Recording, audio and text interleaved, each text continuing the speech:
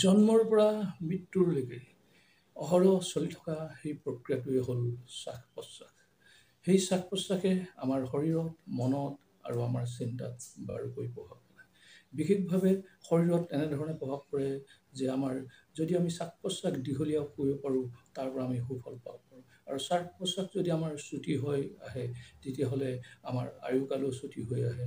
তাৰোপৰি আমাৰ যি ভাৱ চিন্তা, সেইবিলাক আমি নিয়ন্ত্ৰণ কৰিবলৈ আমাৰ অসুবিধা হৈ পৰে।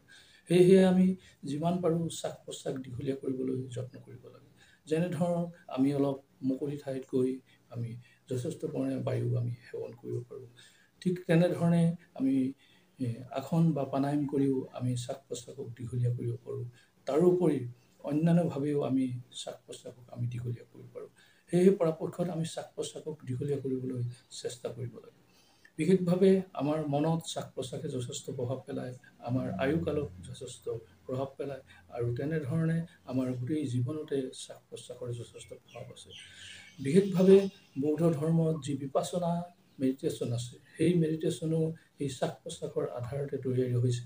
আৰু তাত এই শ্বাস প্ৰশ্বাসক লক্ষ্য কৰা, গতিবিধিক লক্ষ্য কৰা হ'ল মুখ্য এটা দিশ। সেয়েহে আমি সকলোৱে শ্বাস প্ৰশ্বাসক নিয়ন্ত্ৰণ কৰি আমি নিজৰ জীৱনটো সুখ সমৃদ্ধিৰে